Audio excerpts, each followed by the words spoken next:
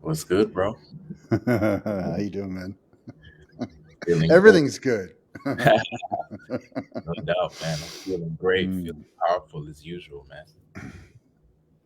All right. So yeah, we're definitely live in the group. I can see it here. yeah. Nice, nice and smooth. Mm.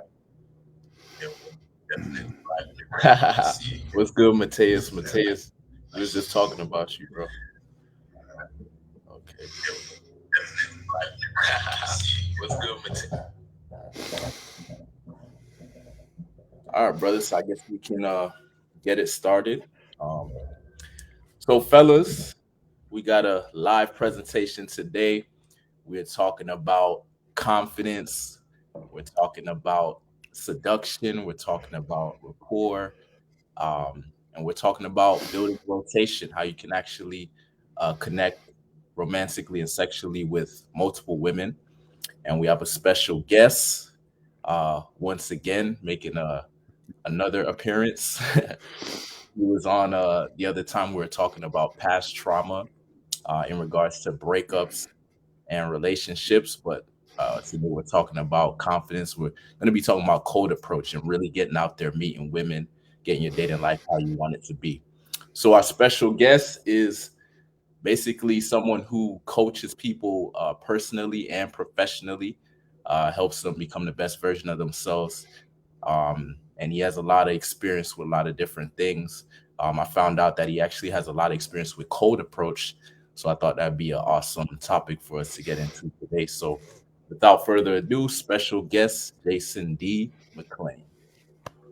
Thank you, sir. Thank you. No Pleasure to be here again. doubt, brother. Can you give them like a little, for those that weren't on the first one, can you kind of tell them a little bit about yourself and what you do, and then we can kind of get into it? Sure. I've been full time since 2004. I've been helping people do advanced, personal evolution in 6-month programs. I've been an NLP master practitioner and trainer for 25 years. Um, lots of things along the way that I've survived, I'll say. Um, and so, without boring them, without going into my 20-minute life story, if I can be happy and successful, anybody can, really. Um, but on our topic, I used to be terrified to approach women, like absolutely terrified. It was 23, 24. In fact, I don't like it was I was very lucky early on that women asked me out. But not the ones I wanted, right? Um, but I was always terrified to approach women. So I love the topics that we're going to go into, and at the end, we'll talk about what's available for people because there's a couple courses coming up. But let's go, man. Let's rock this. Cool. So let's start it off with this, bro.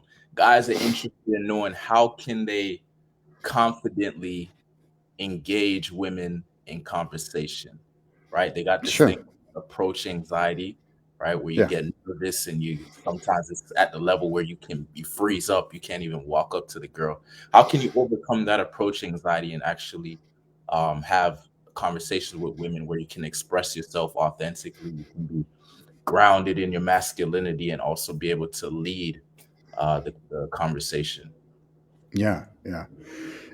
So in my experience, for the most part, what has guys go into fight or flight or just, be nervous about approaching them is they have their attention on themselves rather than on her.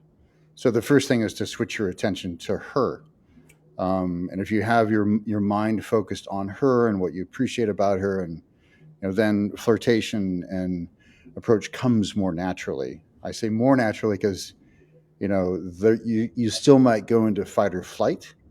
And my experience is, while there's certain things you can do with neurolinguistic programming, or like setting your state or grounding yourself through certain practices, you just have to do it a lot until you realize you're not going to die. And I remember one time I was at a course that they were charging. I think they were charging $2,500 for the course for the weekend for these guys, and it was all men, and there were really well trained women that would come in on the last day and give them feedback and stuff like that. And I met this guy on the first day. I was there as a, I was just giving, I was the coach for the presenters, like helping them with their material and such. But I was talking to one of the guys there, and he was nervous as hell, and there wasn't even any women in the room yet. And he told me he had spent $30,000 so far on trying to learn how to approach women. And I looked at him, and he wasn't my course participant, but I knew he didn't need another course. He needed to go approach 300 women that weekend till he burned through. Like, all right, it doesn't matter if I get rejected. It doesn't matter. Like, it doesn't matter. Like, until you realize you're not going to die. So the fight or flight thing is no longer there. Yeah. I think I told you the story privately, but I had a friend who this is 1994, I think, and I was still terrified to approach women. So we made an agreement that if I expressed interest in a woman and didn't go talk to her, I'd have to pay him $20. This is back in 1995, 1994, which is like dropping at 50 now. So I just started doing it a lot because I had trouble not going. Oh my gosh, look at her. Yeah. Um, so it's helpful to just go out and do it, and do it without attempting to get anywhere. Also, like there's two things that can help you get rid of the, like, you're just getting to know her, you're just interested in her, you're just authentically expressing what you find, like what you're appreciating about her, without actually having a goal in mind, other than to get to know her, other than to be curious about her, have your attention on her, and the rest actually comes naturally. I think it's the whole like, oh, I got to get a phone number, or, oh, I got to, take her home to dinner, oh, I got to, all those things combined with having your attention on yourself, which is where guys go wrong. They just, list their CVs and, talk about themselves a lot, try to, look how amazing I am. And she doesn't give a shit. You know, she wants you to ask her about her. She wants your attention on her. Yeah, man. So you was getting into it before I was born, brother. I was born born in 1994, bro. So you was already had a huge head start on me.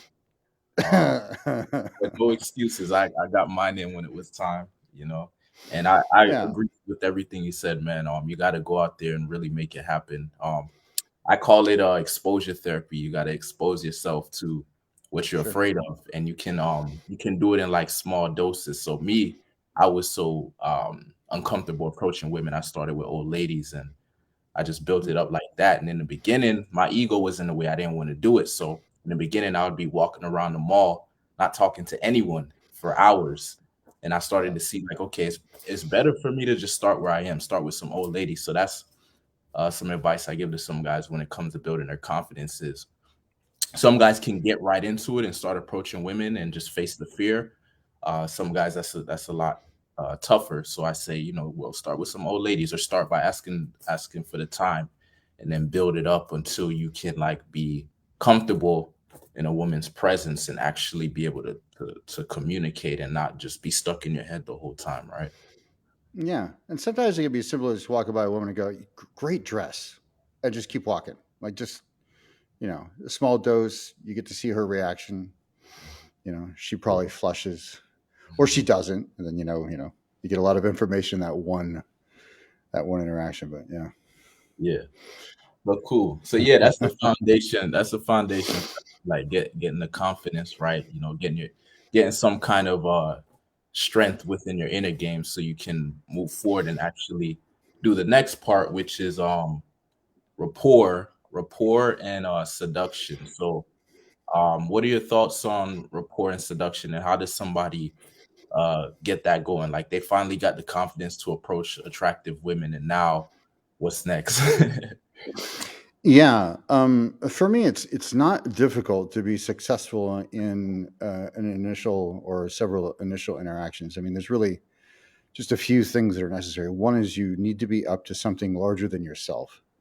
Doesn't matter if it's volunteering for puppies or trying to change the world through the next app or whatever it is. But if there's something that you're like in some way that's larger than yourself that you're in service of, and just have your attention on her.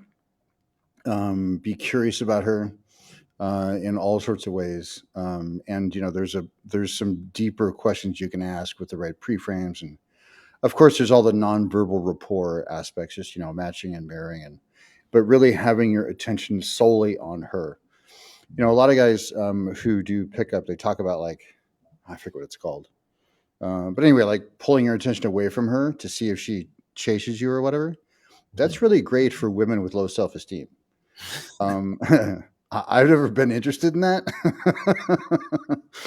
And so, those kinds of gimmicks, they work with the kind of women you probably aren't going to want to be around for very long anyway. So I've always been kind of against them. Any sort of game playing like that, or um, but just those three things. But also, a woman can, like, if, just the subtlety, like you can, like, just the hand on the small of her back, like a open palm on the small of her back, or even three fingers, like, depends, like if you're moving through a crowd, and see how she responds to that.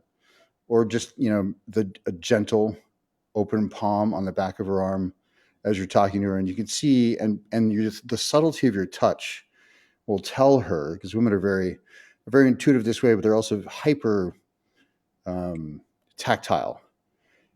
She'll be able to know how good of a lover you are just by how you touch her arm or her thigh, or um, and how sensitive you are to how she's responding.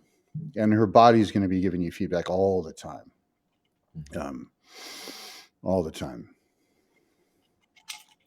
Yeah, my thoughts on rapport and seduction is, I focus on these three qualities because I believe we already know what to say and we already know what to do. Because we need to we need to be grounded in our masculinity. So that means you need to be able to handle the tension of the interaction, right? There's a certain energy, tension that the feminine energy throws at you, and if you can't handle that, you're not going to be able to express yourself authentically. You're not going to be able to Sure. be the way you really want to be. You're not going to be able to tap into your intuition. Like we have an intuition to know what to do in certain moments. But if we're not relaxed and comfortable in interaction, we're not going to do it. So for me, I focused on confidence when I got into the whole code approach thing. I didn't really learn too much techniques or pick up lines or line or anything. I Yeah. just learned how to be comfortable in my own skin, and then over time, I built up a skill set naturally. Like I built up my own techniques. I started learning those things that work Yeah. for me. Um, and then also understanding like leading, the importance of leading the interaction, right? So knowing where you want the interaction to go. If you're looking for sex, then you have to lead with sexual energy, or if you're looking for romance or like something more genuine, you lead the interaction in that direction. Um, so yeah, you gotta know what you're doing. Yeah. And really being like the consistent. It's funny. I think, I'm not saying this with you at all, but other guys I've talked to, or other groups, like a lot of things that I hear guys say, it's so they have the approval of other men. But if you really think about it as, like, the women are the market, and so what's effective to reach them, and um, the experience I've had and what women have told me is, like, there's a lot of things that they'd be open to if a guy was just direct and honest about it. And it's the not being direct and transparent about it that messes with them or has them not trust you. Mhm, Whether, and it doesn't matter if what you really want is to get married and have kids, or what you really want is to, move through a bunch of women and, 52 women in 52 weeks, or like whatever your thing is. They just want you to be honest about it. yeah, And that allows them to opt in or opt out. And, you don't waste time in the, like, there's nothing worse than that uncomfortable tension of not knowing if it's a fit, or if they're appropriate for whatever you're up to, or whatever you want to be up to. mhm, yeah. All right, cool. So yeah, so that's we got okay, confidence.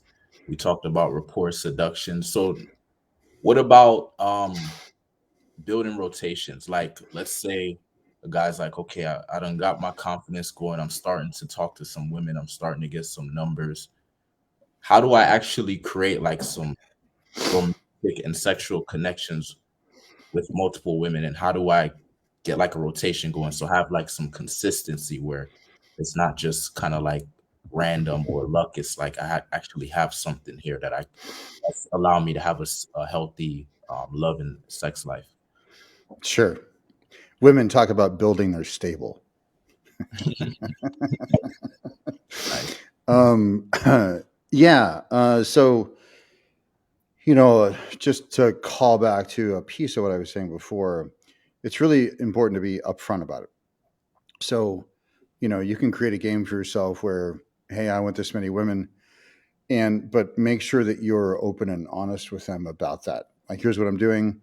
If they say they're not into that and you're committed to doing that for whatever reason, and I wrote in a piece, and you and I have talked about how it's important for a man to like burn through his hunger until you need to have that experience so that until you realize, like it's not until you get bored of it, Yeah. um, or until you realize there actually is an end point and you want something deeper. But until then, it's just important to be open about it. Every time I see some massive drama, I'm like, oh, that was totally avoidable if you had just, been honest. Like, it's the secrecy. So if you're open and transparent about it. I had a buddy of mine. He was dating 5 women, and they all met once a week to argue over his calendar. Like they would meet on Monday, and there was one woman that would lead that meeting, and the other 4 women and her would get together, and they would hash out who got to spend which days with him. And that's what he wanted. He set that whole thing up. They all had buy-in. They all knew each other, and that was just what he was committed to, regardless of what came up for them. Now he was also open, loving, and compassionate in the face of their upset or their challenges around it, but he never lost his masculine center. Like he was committed to it, but also, he wasn't like, I'm not going to deal with this bullshit. He'd be like, yeah, I get it. It's really hard, and I'm committed to this. Mhm. And just stay right there with her upset, no problem. But it's not gonna, he wasn't gonna let her upset waver his commitment to what he was up to. He did eventually end up being monogamous and marrying one of them after 3 or 4 years, but it was an interesting time. Nice. Yeah. So what I'm curious about is um the process of building rotation, from your perspective. So let's say you're starting from scratch. Okay, you start doing some cold approach. You start dating a girl, and you're still doing cold approach. So you're meeting other girls and you're dating other girls. Um, are you saying that you actually like sit down and have a conversation with the girl and say, "Hey, look, I'm gonna be seeing other girls and da da da da da," or is it you're just seeing the girl and you're just not leading her on? So you're just seeing her, you're having sex with her, you're going on dates, whatever, and you're doing it with other girls, and it's kind of like she just kind of gets it, like, okay, this is just a dude that's just living life, having fun, and she can kind of just tell by the vibe, or do you actually sit down and have a conversation, like, look, this is what I'm doing? Yeah, I never trust they can just tell by the vibe. I'm all about having explicit conversations. And one of the things I do, like I set up foundational agreements on like the second date. And those basic agreements are you tell the truth and you hear the truth and you value truth over comfort. That's agreement one. The second agreement is we don't hold each other accountable to any agreements we have not made. So no assumptions, no like, well, I thought we were exclusive, or I thought no, no, you don't hold each other accountable to any. And then the third one is if you're upset, you make a request, or if you want a new rule, you make a request. And then the fourth one is we're responsible for our own experience. So I'm responsible for my own emotions, my own boundaries, my own like that. Those 4 foundational agreements I have that are necessary for any healthy relating. If they're unwilling to agree to those, I don't see them again. I'm like, great. I mean, you seem really great. And, if you're not willing to agree to those, then there's no reason for us to see each other again anymore. That provides a structure in which you can then go further and talk about what it is that you're up to, or or hey, I met this other woman. We're not exclusive, but I want you to be aware of it.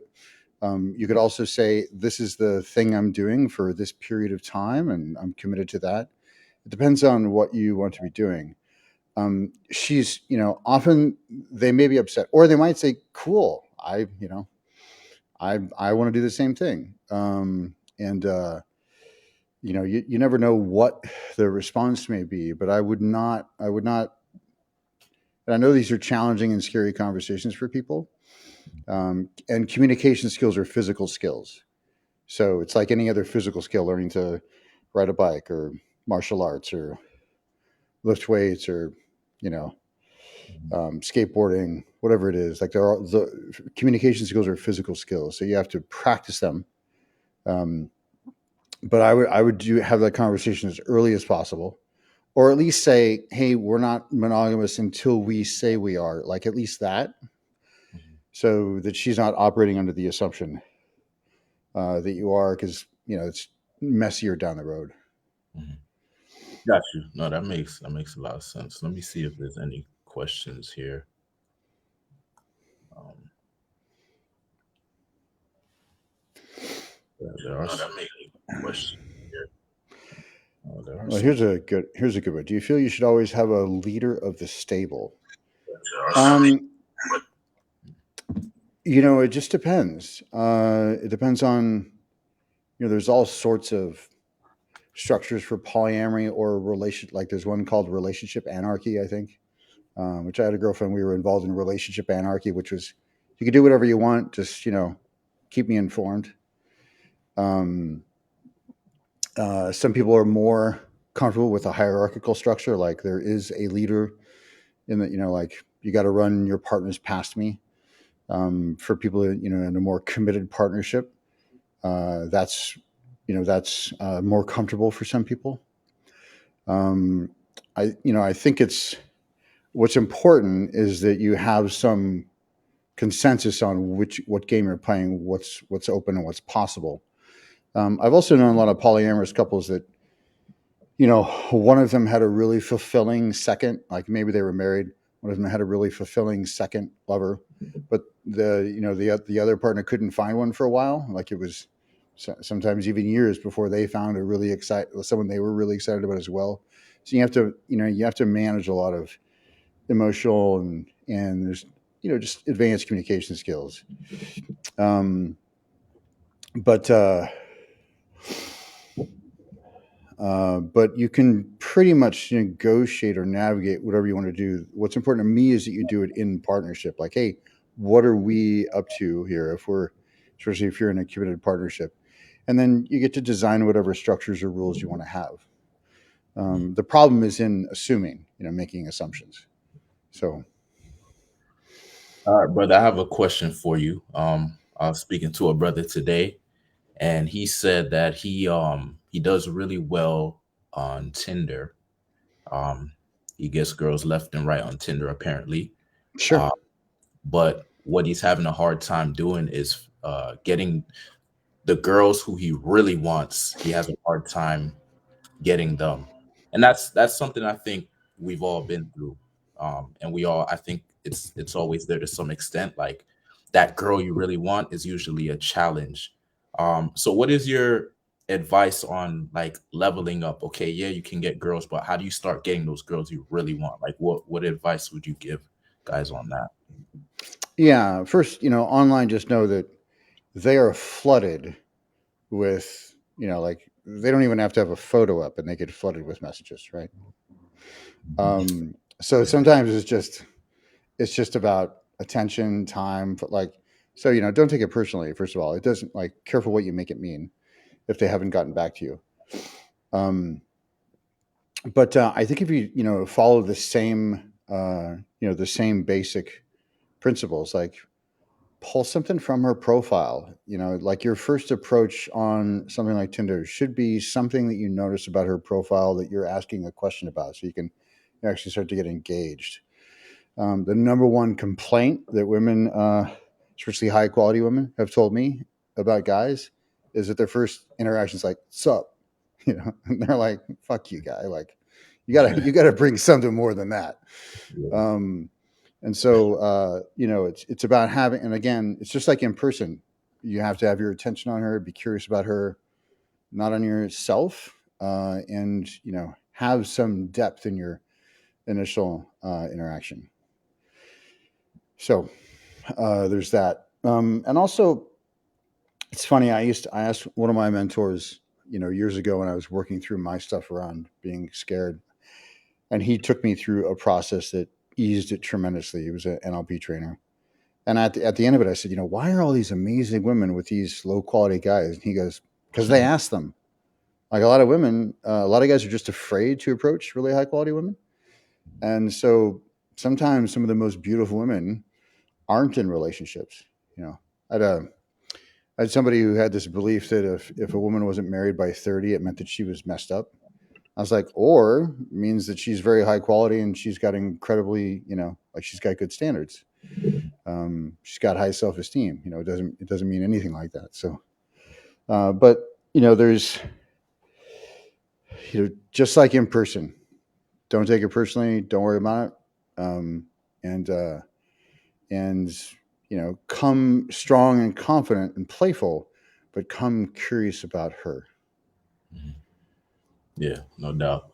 Another question brother asked, uh, well, speaking to the other day, he said he's having a hard time. So he's going out approaching women, but he's having a hard time sexualizing the conversations.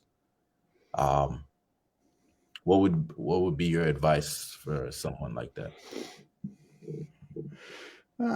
I mean, for me, those things, it arises organically Mhm, when it feels right. I'm not sure what the like. Either he's not establishing enough rapport or chemistry with them. mhm, I'm not quite sure I understand that problem. mhm. So basically, the way he described it to me, it sounds like there may be like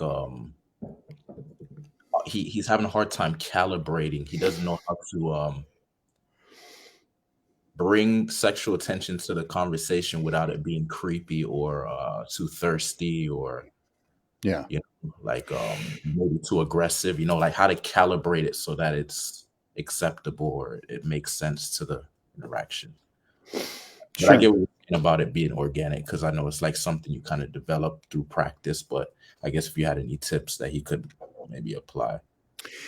Yeah, if he's having trouble calibrating, he probably has his attention on himself or his own desires.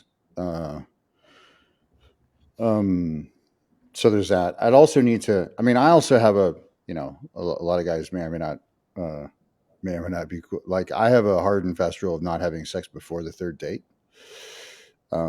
First of all, I want to have all those agreements in place. Second of all, helps weed out the crazy a little bit. Like you don't end up going, oh my god, um, what have I done?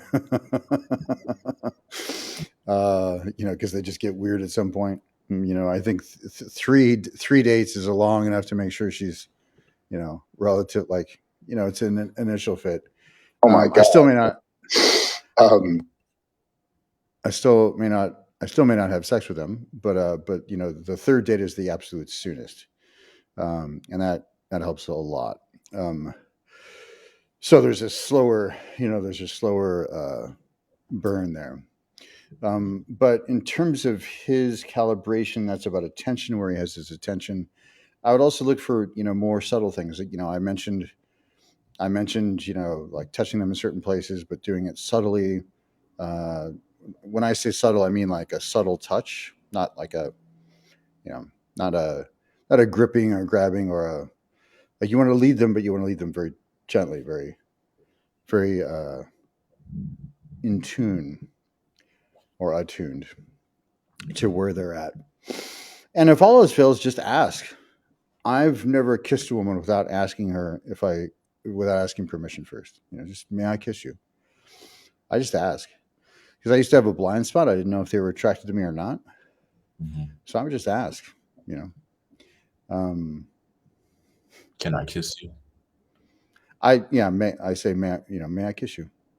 There have been times when they say, yes, and I go, okay, great, thank you, and I don't. I'm like, I just want to know, like I'll see you a little bit later maybe. Um, if they're playful enough, they'll be like, well, the answer might be no later. I'll be, oh, well, we'll see. But also having, if he's got too much attention on an outcome, it's the other thing that women often complain about. Like if you're more likely to end up having them as a lover if you're not driving to have them as a lover, like just staying at their pace, with their rhythms, and then gently leading them. But you can only lead them where they want to go. You know,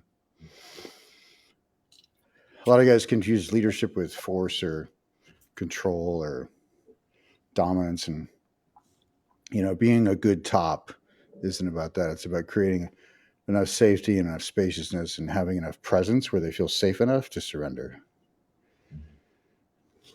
Your question here: with the increase in female promiscuity came an increase in broken homes and antidepressant anxiety consumption. Do you agree? Nope. Sounds like blaming women finally having their desires like men have for centuries for a whole host of very complex societal problems. And no, it just sounds like a guy who has problems with women wanting to have as much sexual freedom as he does.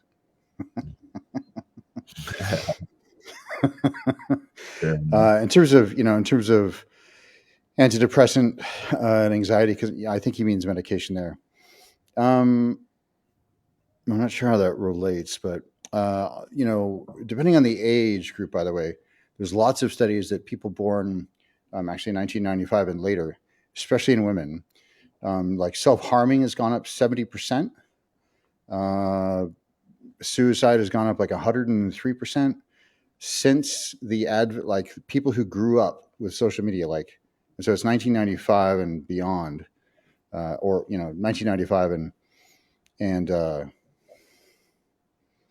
and more recently, so 95, 96, and so on. Um, and so there's a lot of it's affected men as well. But there's something about, if you were older when you got exposed to social media, and the retweet and the like button, there's a bunch of really fascinating research around this. So it has, in terms of anxiety and depression, they're intrinsically tied to the way we relate to our devices. If you're exposed to them at a younger age, it actually rewires your brain in a different way. If you get exposed to it, after you're 16, 17, 18, you don't have that problem. So, um, and I'm not sure if he's talking about medication. I don't know. I don't know how to answer that. All right. Someone says, when I started approaching women, I was telling them, "Hey, girl, can you do me a favor? I'm a singer, and I made a song. Can you give me your opinion about it?" Sure. What do you, do you have any like maybe like openers or a way of starting a conversation that tends to break the ice real nicely, or you just go with what you feel like saying in the present moment, or how do you go about Well, like you, I didn't have it. I sort of developed my own style. So, it? it depends. And I used to have an office at Market in Montgomery, right downtown San Francisco in the financial district, and there was a BART station there. And so you'd have all these different types of women, like women in business suits, women in sundresses, women at like, the art college was right down the street. There was this huge confluence of women. So, it's really easy to just say, "Hey, I hope somebody's telling you how beautiful you are every day," or "God, I love the way you carry yourself in that dress," or you know, um, those are your power shoes, aren't they? Or, something like that. When I'm more playful or more cocky, sometimes I'd flash my wallet open and go, "Excuse me, miss, I'm with the Department of Housing in San Francisco. Do you have a permit for that dress?" And then walk away. Uh, Back when I went to the club, if I saw a guy who looked absolutely clueless with a smoke show, I'd just walk by her and whisper in her ear, "I'll bet he has no idea what to do with you," and keep walking. Oh man, that's deadly. Yeah. It may not have produced any results, but she never forgot that. I'll tell you.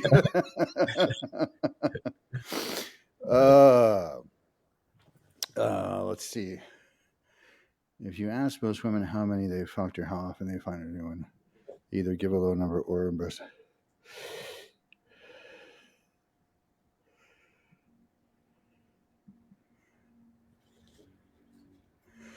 Yeah, I mean, yeah, it depends. My experience is that women will admit all sorts of things if they know they're not going to be shamed. So, and they have all sorts of you know nasty, slutty, sexy desires that once they know, like if they're encouraged, then they're more honest. So, my experience is women who are afraid to tell that number, they've probably been shamed by men before, and so they're hesitant to tell the truth about it because they've just had the experience of guys contracting or shaming them or judging them in some way. Um, uh, so that's the first part of this.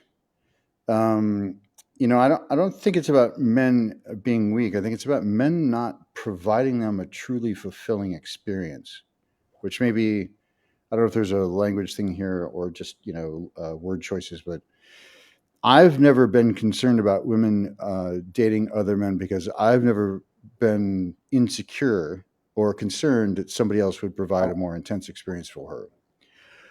Or if she really had a really great time, I would ask her what he did that she enjoyed most, and I would incorporate that into my repertoire for her. Like, oh, you had a great, what you enjoy most about it.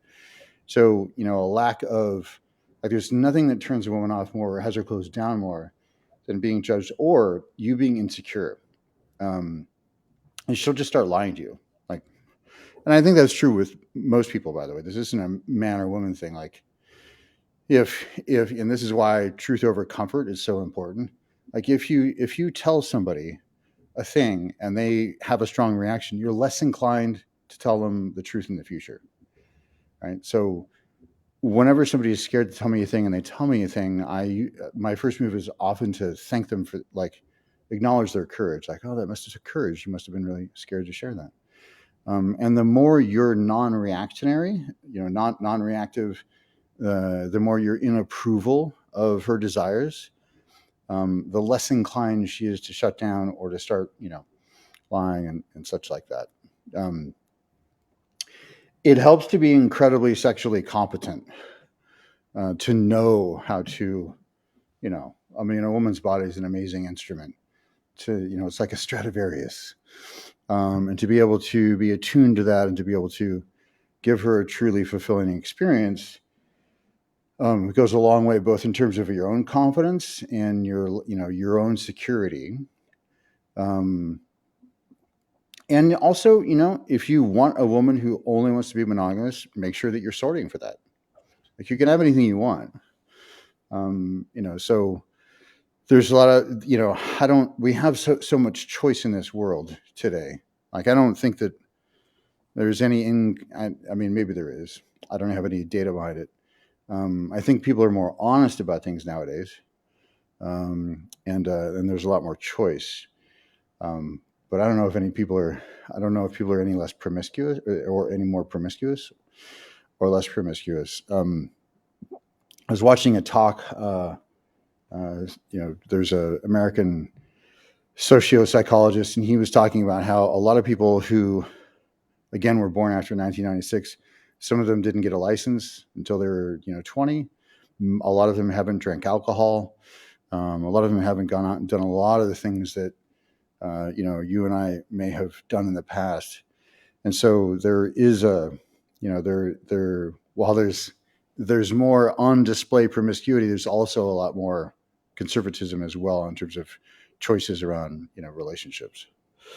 It's a big world out there, so. brother, I am curious. Your advice on making that transition. So, let's say a guy, he starts off, he does a cold approach thing, he figures that out, he starts getting some women, starts having a lot of sexual experiences, gets rotations going, this and that, whatever. Then he starts to realize, that was fun, that was cool, but now I want something deeper. I want a real connection. I want to experience love, like, real love. I want to really get to know someone, really get to connect. Um, what is your advice on making that transition uh, in an efficient or effective manner? Yeah. Um. So first of all, if there isn't one, so sometimes it might happen organically. Like if you've got three or four or five women. In my experience, after three, there's scheduling problems that arise. Like it's just becomes a logistical problem. Um, just time management and but some people may have more time. Some people, may have less time. But one may just organically arise. Like you'll just be more connected to one of them, and it'll happen naturally. The others will fade away, or they'll notice it. The other women, they'll notice the connection, like your attention somewhere else. And so just listen to yourself with that. If none of them are like, you're like, this is fun, but none of these would I want a deep, lasting relationship with, I would strongly recommend taking a long break, 6 months, maybe to even a year, to make sure that you're fully like clean from all that. You have learned everything you want to learn. You've done a deep inventory around the qualities and characteristics you want in your intimate relating, your relationship, the qualities and characteristics you want in a woman, what you want to bring to a relationship, and do that with enough distance from the other ones so there isn't some confusion or transference like that. So those are two ways. One is just the other ones might just drop away in your awareness, but the other way is to go, nope, this was great, but these are all, these were all for that experience. I want a different quality of woman, and for that, I strongly recommend. I wrote a piece on the importance of taking some time after a breakup, and that's a major transition. You want to do a lot of self reflection so that you come into the next relationship, complete with the other ones and clear about what you want and how to communicate that. Mm. What would you say about keeping women interested, right? Like keeping, you know, preventing them from getting bored or whatever, because I get that question a lot, like, how do you keep women's interest and stuff like that? My Right. advice is usually it comes down to you, like you need to be evolving, and you should be just interested in your life so much that you're always evolving and things are changing, and so she has to like keep up with that. So, right, that's how I do it. But what is your advice on keeping women interested? Yeah. I'm going to have to grab a power cord in a second here. My apologies. All good. Um, uh, I can't remember. I think it was in some movie. This old guy said, the problem with women is they always think the man will change, and the problem with men is they always think the woman won't. And so, yeah, you better be, especially today. Like if you're not up to something big, you better be developing yourself. You better be, and you really want somebody who's, if you're going to have a partnership, you really want somebody who's interested in developing themselves as well. Like personal development is really a lifestyle. And um, it's the thing that can give you cohesion, in the absence of, in the fracturing of community. Hang on just a second.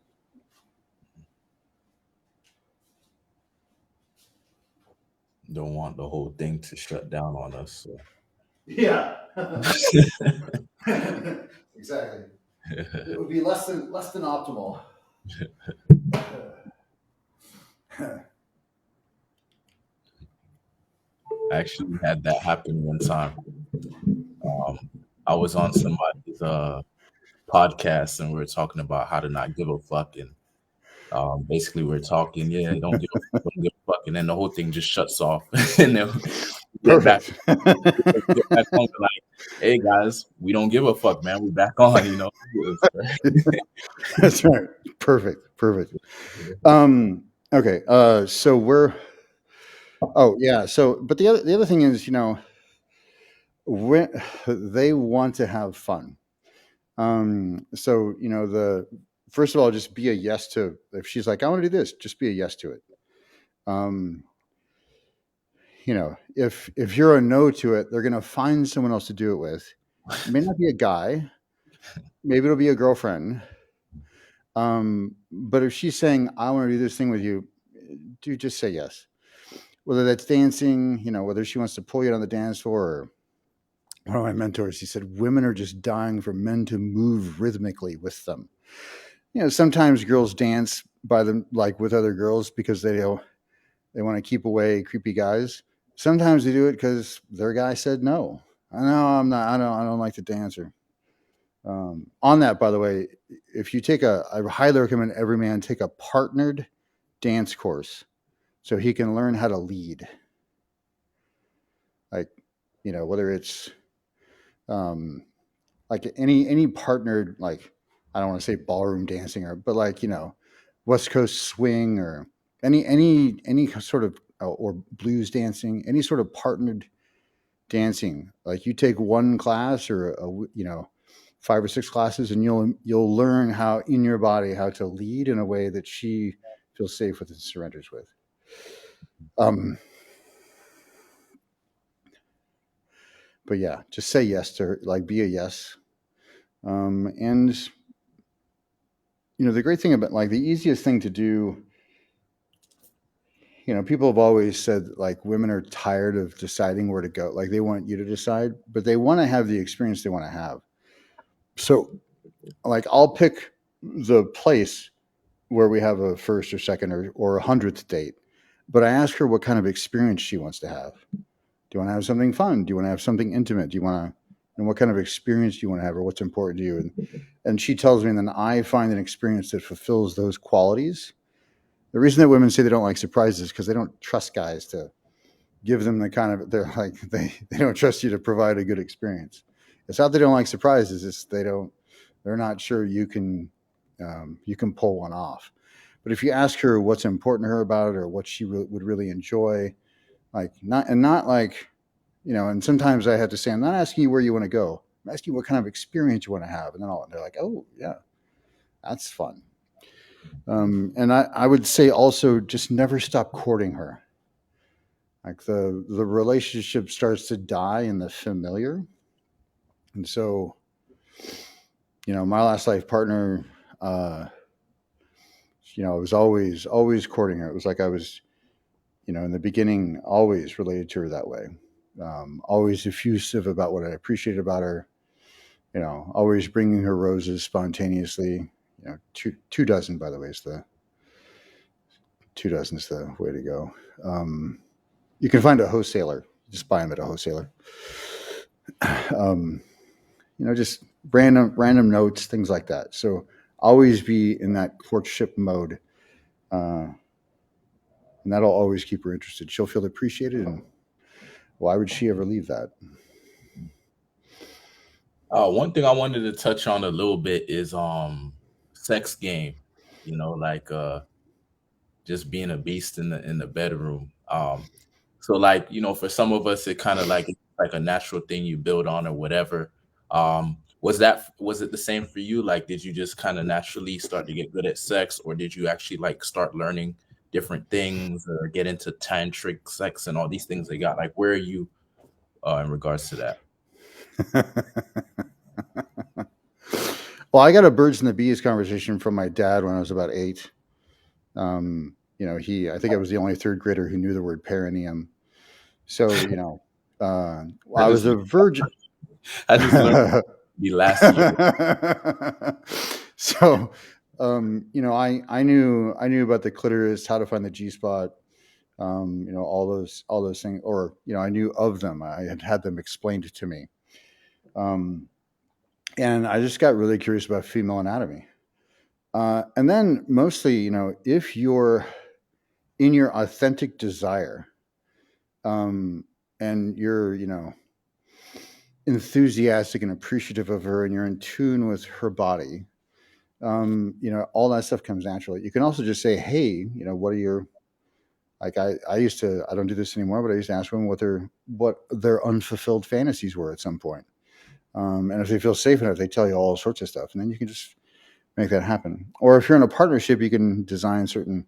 I mean, when I was married, we had a sex room for all sorts of types of play, and we had just designed that so that we could explore all sorts of different avenues of sexual expression.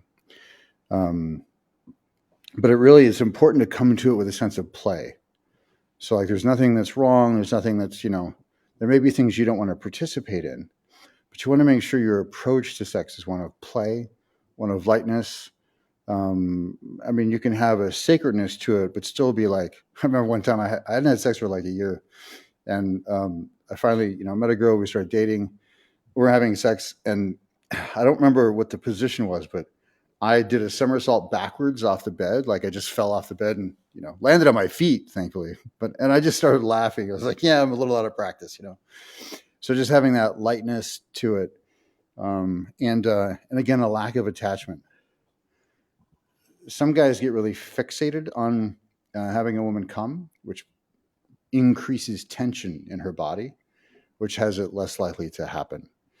So you want to, you want to foster an environment where she can, tell you what she's like, what she likes, what she doesn't like, and you can ask her yes and no questions. Don't ask her anything other than yes or no questions when she's in her body. Um, but it's it's about playfulness and about just figure out what your thing is. There's a wide world out there, and you never know what you like until you try it twice, just in case you fuck it up the first time. Right. What about so the my group is called the Masculine Throne. So we talk a lot about masculinity, but one of the things that I realize is important is we also need to learn how to balance our feminine energy Yeah, as men, right? So um I guess what is your advice on that? Finding the balance of being a masculine man, but also learning how to embrace your feminine side, meaning being able to flow with things and be intuitive and yeah, that kind of thing. What's your advice on that? yeah. First of all, any great leader has the ability to pull on masculine and feminine energy at will, like they're evenly split, which means they can be structured or they can be flexible. They can be rigorous or they can be compassionate and soft and connected and empathetic. So, I think a lot of people misunderstand, when you say on your feminine side, we mean those things. We mean those capacities, that are general, like nurturing versus, kicking someone's ass sometimes, like holding them accountable versus, giving them a hug. So that, like, the capacities to that, and as you said, like being intuitive, being aware in that way. I think it's important to foster an environment within yourself. And a lot of people have like conflicts within themselves about that. You have to resolve those. You want to be aligned with that. I think it's important for any, and it's certainly important in today's world. Um, and it allows you to have more, you just have more range with who you can be successful with, the kinds of contexts you have the capacities to be involved in, and you can pull upon those skills and capacities in the situation at, when they're called upon. So I think it's really important. I think it's the thing that's, I'm glad you brought it up. I think it's the thing that's often overlooked, or even, guys get nervous about it. Um, so yeah, yeah, Yeah, I thought it was important to bring up because I know, like, me personally, I had like a little issue with the idea of being feminine at all. I was yeah, like, why would I even want to go in that direction at all? yeah, But then I noticed there's actually a lot of power in being able to embrace that side of yourself and learn how to balance it. You move through life a lot more effectively when you learn how to balance the ability to be disciplined and orderly and focused and aggressive, but also learning how to flow, how to relax, how to surrender to certain things, so you're not always like this, just always like full of energy and like, ready to fight all the time. It's like you don't have to live like that. It can get a little um I don't know. It can get a little weird at some point, which is what I noticed. So I figured out how to like create this balance, and things have been so much better personally for myself, but also with my relationships with others. I just find like better able to relate to people and understand them, um, Yeah. men and women. So Yeah. Yeah. Yeah. Yeah. And also, I think it's worth until you can appreciate the benefit of feminine capacities, feminine, like if you don't like those within yourself, you probably have a negative outlook towards women in general. And I know it took me a long time to realize that the things that frustrated me about women were the very things that I needed from them in a relationship. Like a lot of guys make the mistake, like, why aren't they, basically, they want them to be more like guys. I wish they were more like, it's not a great place to start. I have to wrap up. I didn't realize I've got 2.5 minutes. got you. Okay, cool, brother. So can you maybe, I guess, yeah, just tell us like what you got going on. Let's say we want to learn more from you or get some guidance or whatever the case may Sure. be. What do you got going on right now? Yeah, of course, I'm always available for one-on-one work through evolutionarycompanies.com. But the two things I have coming up right now, February 18th and 19th, I have a weekend for men called Purpose and Polarity. If you mention Trey, you get $50 off. It's a fairly inexpensive weekend. It's $397. So you get, and we can just have a conversation about whether or not it's appropriate for you. But you get $50 off if you mention Trey. Also, I'm doing another NLP practitioner certification training, which is a 7-month course, and that starts in May.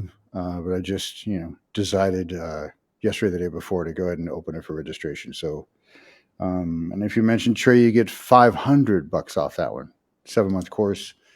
And again, we'll have a conversation about whether or not it's appropriate for you. All right, brother. Appreciate you coming on and giving us some amazing value as usual. Thank And you, I sir. appreciate you fellas for coming on and receiving the value. So y'all have a good night. Thank you, brother, for coming on, and we'll see y'all in the next presentations. Peace. Thank you, and thank you again for the opportunity. Love being of service. I'm going to take that last question answered in the group, in the Masculine Throne group, the one about being bulletproof, Okay. like becoming. So anyway, I'll post that question in the group and answer it there. All right, brother. Cheers, man. Thank you. Yeah.